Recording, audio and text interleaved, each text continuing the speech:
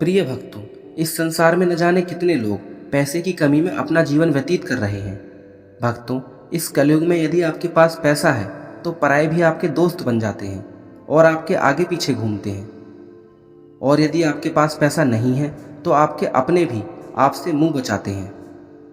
भक्तों, पैसे की इन्हीं सारी समस्याओं को दृष्टिगत रखते हुए आज हम जो मंत्र आपको बताने जा रहे हैं वह धन की देवी माता श्री लक्ष्मी का बहुत ही चमत्कारी एवं प्रभावशाली मंत्र है। यदि इस मंत्र का जाप या श्रवण आप सच्चे मन से प्रतिदिन कर लेते हैं तो माता लक्ष्मी आपसे प्रसन्न होती हैं, और जिससे माता लक्ष्मी प्रसन्न हो जाएं, उसके पास कभी पैसे की कोई कमी नहीं हो सकती। उस व्यक्ति का घर हमेशा धन धान्य से भरा रहता है, उसकी जेब हमेशा पैसों से भरी रहती है, वह कभी पैसों का मोहताज नहीं होता। भक्तों, जिस स्थान पर मंत्रों का उच्चारण किया जाता है उस स्थान पर स्वतः ही भगवान निवास करते हैं।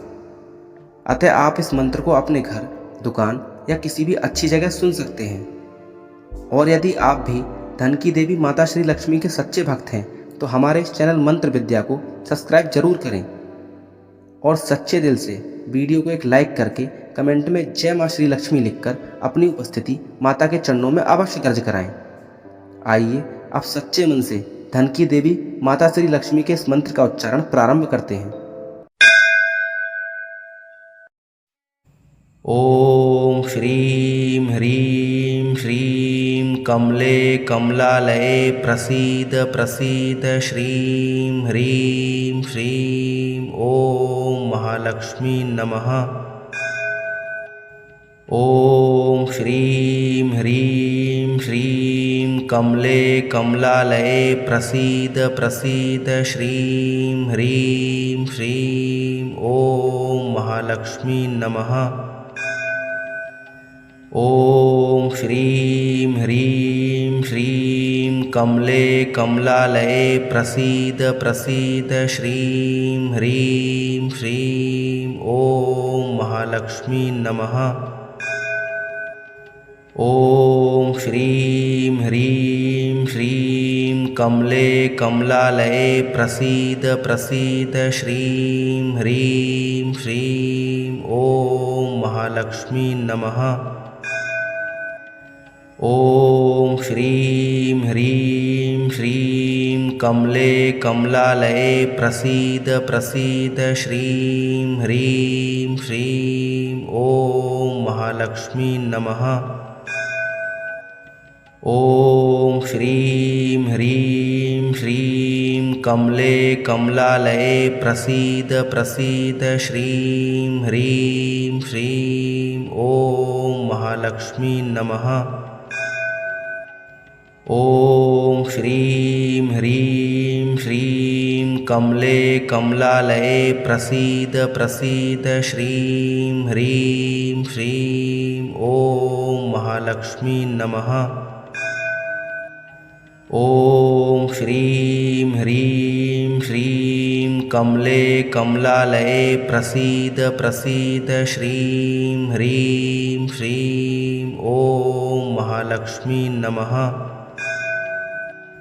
ओम श्रीं ह्रीं श्रीं कमले कमलालये प्रसीद प्रसीद श्रीं ह्रीं श्रीं ओम महालक्ष्मी नमः। ओम श्रीं ह्रीं श्रीं कमले कमलालये प्रसीद प्रसीद श्रीं ह्रीं श्रीं ओम महालक्ष्मी नमः। ओम श्रीं ह्रीं श्रीं कमले कमलालये प्रसीद प्रसीद श्रीं ह्रीं श्रीं ओम महालक्ष्मी नमः। ओम श्रीं ह्रीं श्रीं कमले कमलालये प्रसीद प्रसीद श्रीं ह्रीं श्रीं ओम महालक्ष्मी नमः। ओम श्रीं ह्रीं श्रीं कमले कमलालये प्रसीद प्रसीद श्रीं ह्रीं श्रीं ओम महालक्ष्मी नमः। ॐ श्रीं ह्रीं श्रीं कमले कमलालये प्रसीद प्रसीद श्रीं ह्रीं श्रीं ॐ महालक्ष्मी नमः। ॐ श्रीं ह्रीं श्रीं कमले कमलालये प्रसीद प्रसीद श्रीं ह्रीं श्रीं ॐ महालक्ष्मी नमः। ॐ श्रीं ह्रीं श्रीं कमले कमलालये प्रसीद प्रसीद श्रीं ह्रीं श्रीं ॐ महालक्ष्मी नमः। ॐ श्रीं ह्रीं श्रीं कमले कमलालये प्रसीद प्रसीद श्रीं ह्रीं श्रीं ॐ महालक्ष्मी नमः। ॐ श्रीं ह्रीं श्रीं कमले कमलालये प्रसीद प्रसीद श्रीं ह्रीं श्रीं ॐ महालक्ष्मी नमः। ॐ श्रीं ह्रीं श्रीं कमले कमलालये प्रसीद प्रसीद श्रीं ह्रीं श्रीं ॐ महालक्ष्मी नमः। ॐ श्रीं ह्रीं श्रीं कमले कमलालये प्रसीद प्रसीद श्रीं ह्रीं श्रीं ॐ महालक्ष्मी नमः। ॐ श्रीं ह्रीं श्रीं कमले कमलालये प्रसीद प्रसीद श्रीं ह्रीं श्रीं ॐ महालक्ष्मी नमः। ॐ श्रीं ह्रीं श्रीं कमले कमलालये प्रसीद प्रसीद श्रीं ह्रीं श्रीं ॐ महालक्ष्मी नमः। ॐ श्रीं ह्रीं श्रीं कमले कमलालये प्रसीद प्रसीद श्रीं ह्रीं श्रीं ॐ महालक्ष्मी नमः।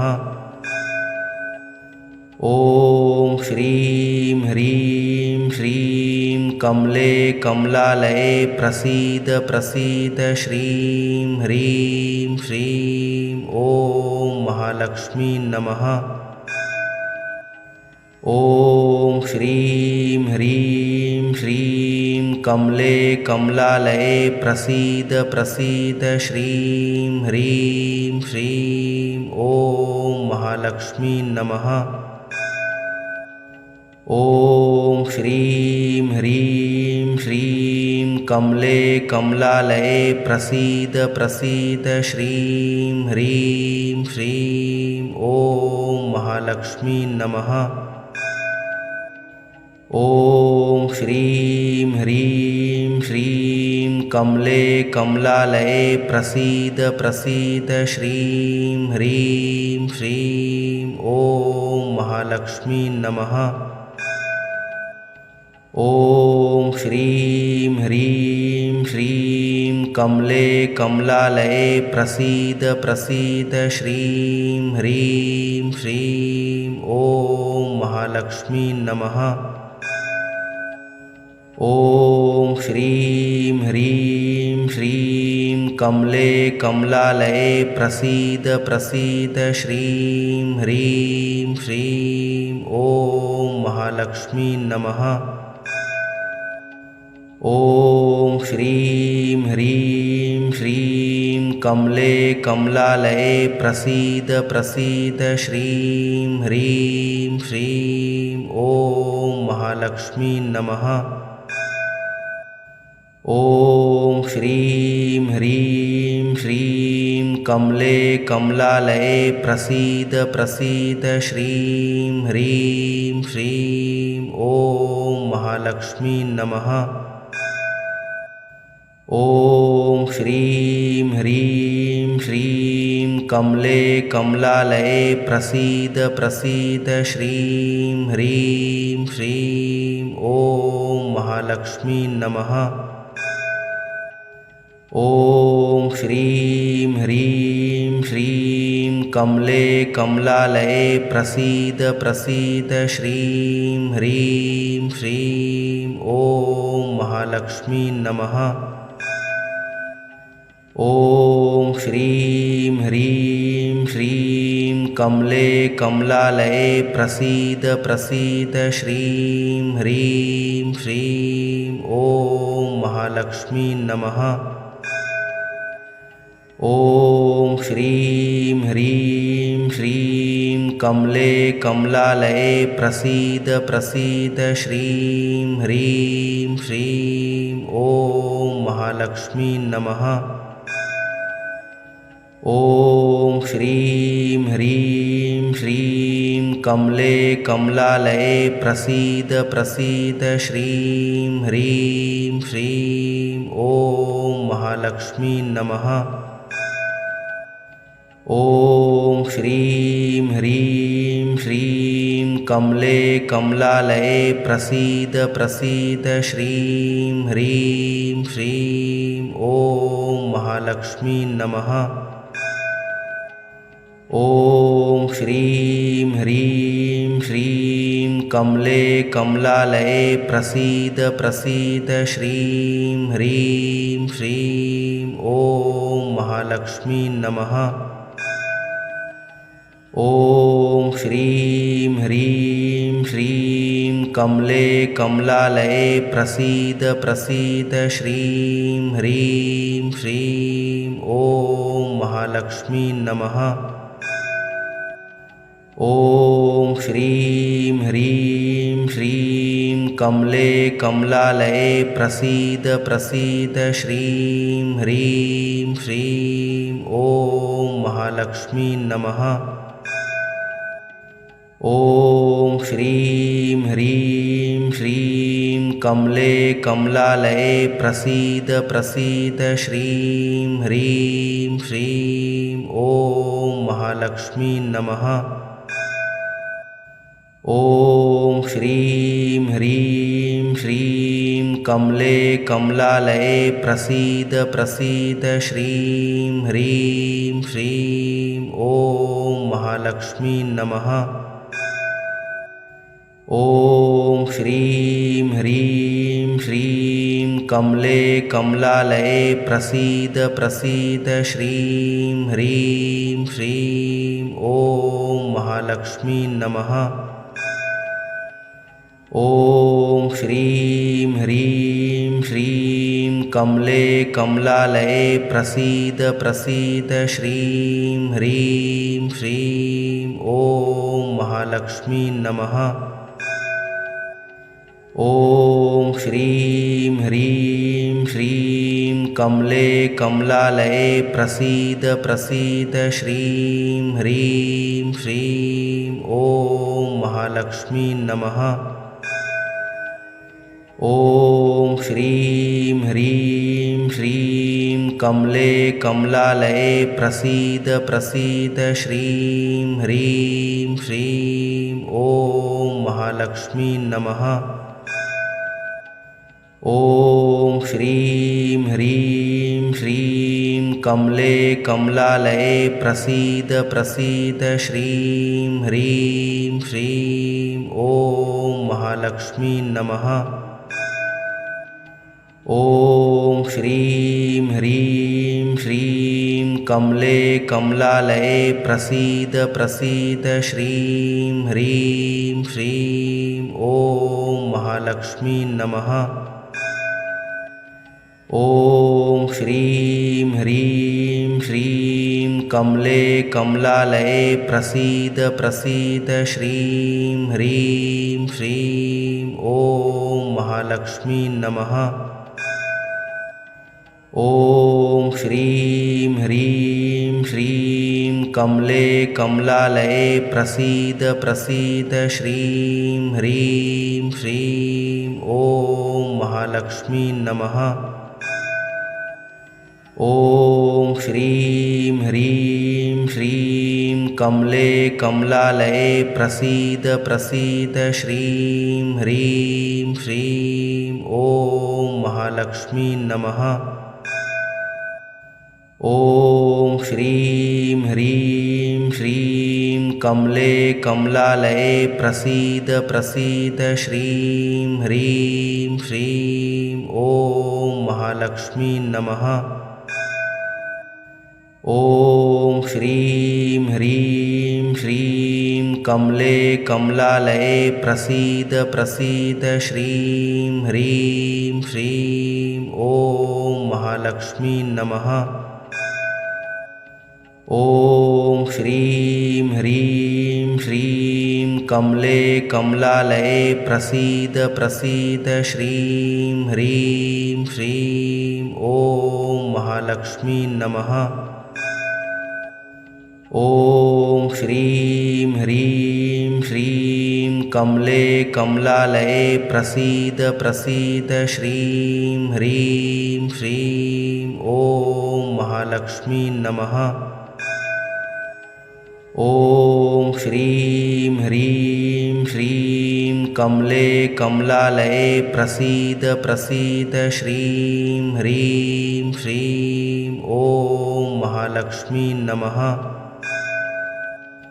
ॐ श्रीं ह्रीं श्रीं कमले कमलालये प्रसीद प्रसीद श्रीं ह्रीं श्रीं ॐ महालक्ष्मी नमः। ॐ श्रीं ह्रीं श्रीं कमले कमलालये प्रसीद प्रसीद श्रीं ह्रीं श्रीं ॐ महालक्ष्मी नमः।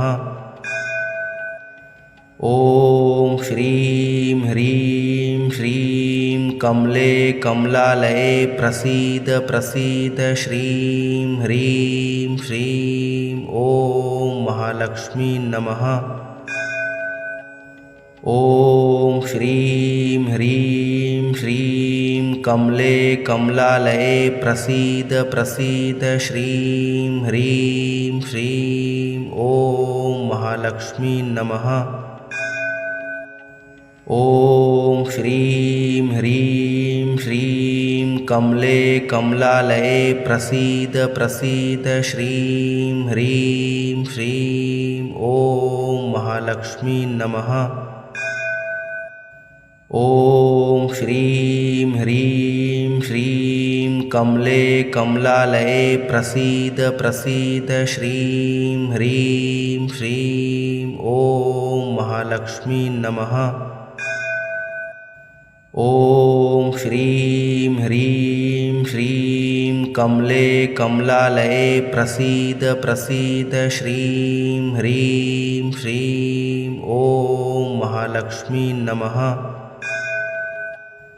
ॐ श्रीं ह्रीं श्रीं कमले कमलालये प्रसीद प्रसीद श्रीं ह्रीं श्रीं ॐ महालक्ष्मी नमः। ॐ श्रीं ह्रीं श्रीं कमले कमलालये प्रसीद प्रसीद श्रीं ह्रीं श्रीं ॐ महालक्ष्मी नमः। ॐ श्रीं ह्रीं श्रीं कमले कमलालये प्रसीद प्रसीद श्रीं ह्रीं श्रीं ॐ महालक्ष्मी नमः। ॐ श्रीं ह्रीं श्रीं कमले कमलालये प्रसीद प्रसीद श्रीं ह्रीं श्रीं ॐ महालक्ष्मी नमः। ॐ श्रीं ह्रीं श्रीं कमले कमलालये प्रसीद प्रसीद श्रीं ह्रीं श्रीं ॐ महालक्ष्मी नमः। ॐ श्रीं ह्रीं श्रीं कमले कमलालये प्रसीद प्रसीद श्रीं ह्रीं श्रीं ॐ महालक्ष्मी नमः। ॐ श्रीं ह्रीं श्रीं कमले कमलालये प्रसीद प्रसीद श्रीं ह्रीं श्रीं ॐ महालक्ष्मी नमः। ॐ श्रीं ह्रीं श्रीं कमले कमलालये प्रसीद प्रसीद श्रीं ह्रीं श्रीं ॐ महालक्ष्मी नमः। ॐ श्रीं ह्रीं श्रीं कमले कमलालये प्रसीद प्रसीद श्रीं ह्रीं श्रीं ॐ महालक्ष्मी नमः। ॐ श्रीं ह्रीं श्रीं कमले कमलालये प्रसीद प्रसीद श्रीं ह्रीं श्रीं ॐ महालक्ष्मी नमः। ॐ श्रीं ह्रीं श्रीं कमले कमलालये